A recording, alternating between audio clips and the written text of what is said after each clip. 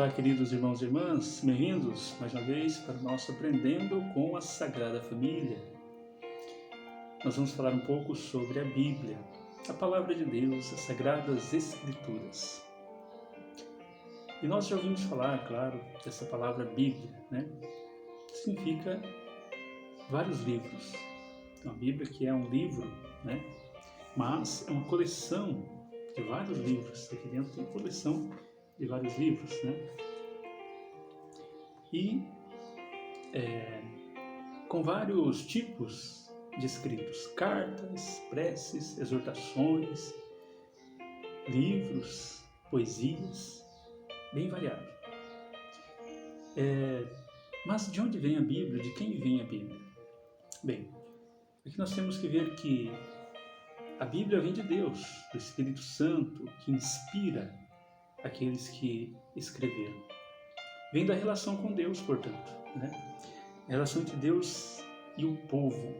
Deus que vem ao encontro do seu povo. Deus que cria o ser humano no primeiro momento, né? A criação. E a partir da criação, nós temos a queda, nós temos a primeira aliança, a aliança com Abraão, essa aliança que é renovada ao longo dos séculos, né? Os profetas que são enviados por Deus, que falam aquilo que é a vontade de Deus, né? Que orienta. E nesta relação, Deus se manifesta, o povo vai sendo acolhido por Deus, amado por Ele, protegido. Há várias situações, né, que ocorrem com o povo de Deus, né? O Antigo Testamento apresenta o povo de Israel como um Deus único, como uma aliança.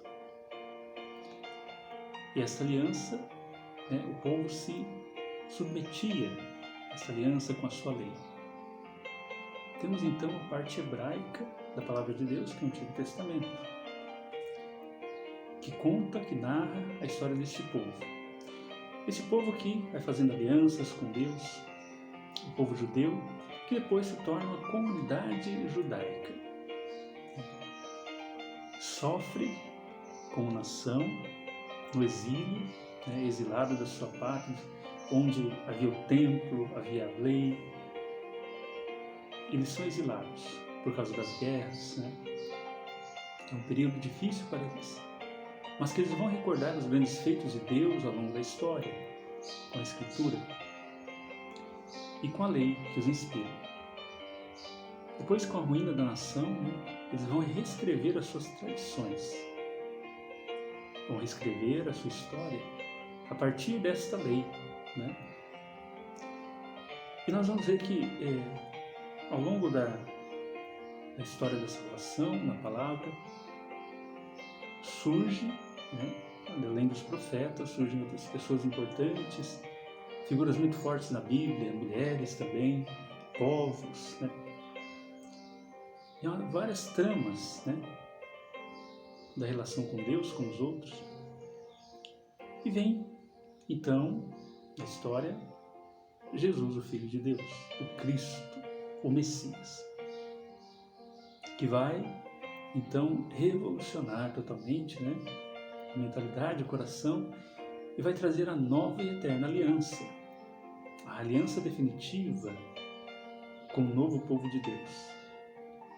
E com Cristo, então, surgem as novas comunidades, as comunidades cristãs no seio, dentro, né, do povo judeu, da comunidade judaica que se encontrava nas sinagogas. E ali também os cristãos estavam ainda nas sinagogas no início e vão se destacando aos poucos do judaísmo. Então, por volta do ano 50 depois de Cristo, que se iniciam as primeiras comunidades, que vão se basear também na história do povo de Deus, nos profetas, e ver que em Jesus, toda essa história do povo de Deus, né, e o que os profetas falaram se realizaram em Jesus Cristo. Então, a partir de Jesus se tem um novo olhar. É o Filho de Deus que vem revelar esse Deus de amor, né? E nós vemos na passagem de Jeremias 31 a 34, justamente mostrando esta nova aliança que já é profetizada ali e se realiza em Jesus Cristo. Então, a antiga aliança para os cristãos vai ser reconhecida como Palavra de Deus, inspirada pelo Espírito Santo. É o Testamento Antigo, né? Então, dizemos, Antiga Aliança ou Antigo Testamento.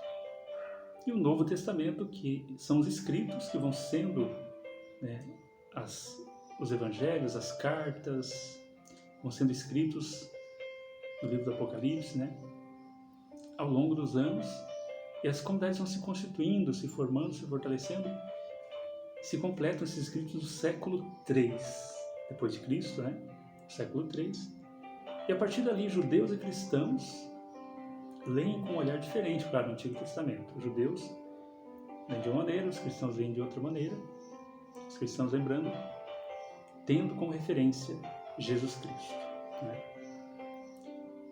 E para ler a Bíblia é preciso, então, saber que há vários autores da Bíblia, né, que testemunham que os dons e a manifestação de Deus no meio do povo. É uma obra que se inspira em tradições e costumes de vários povos diferentes. São feitas observações, retoques, né, até que aquele livro, aquele escrito fique totalmente pronto. Reinterpretações também aconteceram ao longo do tempo, atualização de alguns livros mais antigos, até formar a Bíblia que nós temos hoje. Então ela é marcada profundamente pela história e cultura de Israel no Antigo Testamento e também no Novo, com o novo povo de Deus, então, os cristãos e cristãs. E nós vemos ali na palavra de Deus a concepção do mundo daquela época, relatos, costumes, instituições, reações espontâneas das pessoas também do povo, conforme a sua língua, conforme a sua cultura. Sabendo que o contato, né, entre as culturas era muito forte naquela época, ali no Antigo Oriente, na Mesopotâmia, no Egito, por exemplo. Então, a partir disso, desta visão de mundo, é que será escrita a palavra de Deus. Então é preciso levar em conta os contextos históricos e a influência de várias civilizações, né, no povo de Israel. E nós temos, assim, uma distância grande, né, dessa história até nós. É preciso, então, da exegese. É o que? A exegese é uma explicação do texto, olhando o seu contexto, olhando o contexto vital daquela época, para poder compreender, né? E aí temos o auxílio da exegese histórica, das ciências humanas, da arqueologia, que descobre elementos, objetos daquela época que ajudam a entender melhor, né, a cultura daquela época e também, consequentemente, a palavra de Deus, as Escrituras. Então tudo isso é importante para captar o sentido das palavras, sentido mais aproximado, né, situar o texto naquele lugar, no seu meio original, e fazer assim, né, retraçar a história, né, da sua formação, procurar desvelar, né, os questionamentos que surgem a partir desses escritos. Então, nós temos aí nas Bíblias, né, nós temos introduções aos livros, nós temos explicações no rodapé da Bíblia, conforme a Bíblia que você tem, você pode ir lá e olhar, né, vai ler um livro, por exemplo, vou ler o livro de Marcos, veja a introdução, o que está falando daquele livro. Já te ajuda a entender um pouco, né? Um pouco do histórico, do contexto. Então faça isso. Isso vai te ajudar já bastante. Olhar o rodapé do texto, né? E ver se tem análise com outros textos, enfim. Isso é importante.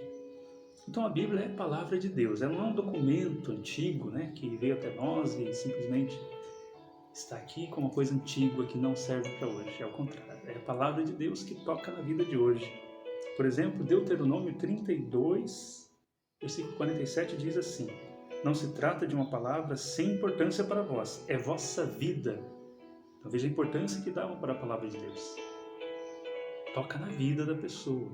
Essa palavra é a vida, nossa, né? Também João 20, de 30 a 31, diz assim: esses sinais foram relatados neste livro para que creiais que Jesus é o Cristo, que acrediteis que Jesus é o Cristo, o Filho de Deus, e para que crendo tenhais a vida em seu nome. Nessas duas citações nós vemos a palavra vida. Então a palavra é vida, é viva.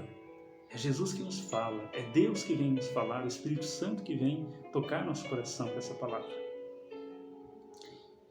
E nós vemos que qualquer leitura da Bíblia deve nos tocar, nos interpelar, né? E vem transmitir uma mensagem de vida, de esperança, de salvação para nós. As confissões de fé da Bíblia, né? Também que são importantes, que nos ajudam. E vemos que as confissões de fé que existem ali, né? Com os trechos aqui falando da vida, superam a história e chegam até nós como verdade. A verdade que Deus coloca para nós. E as comunidades cristãs, né, encontram hoje alimento neste livro, seu alimento, essa mensagem que ajuda a meditar, a atualizar essa palavra na vida de hoje. Atualizar essa palavra sempre. A todo momento que nós lemos, nós podemos sim rezar essa palavra, atualizar. A palavra aqui no papel não muda, mas transforma o coração. E a fé, né, não cessa de nela, na palavra, encontrar vida e força. Né? Lendo com fé, nós encontramos vida, força, esperança para o nosso caminho.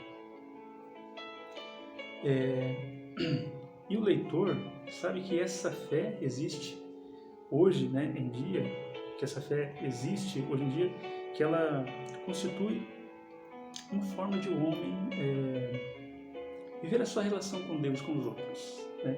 Agir no meio dos homens e dos outros, a maneira particular de também existir, sendo fermento na história humana. Então essa palavra vem para nos movimentar, vem para nos fazer crescer, para nos fazer viver de uma maneira que agrade a Deus, né? Então a Bíblia, ela remete sempre de novo o leitor à fé vivida, né?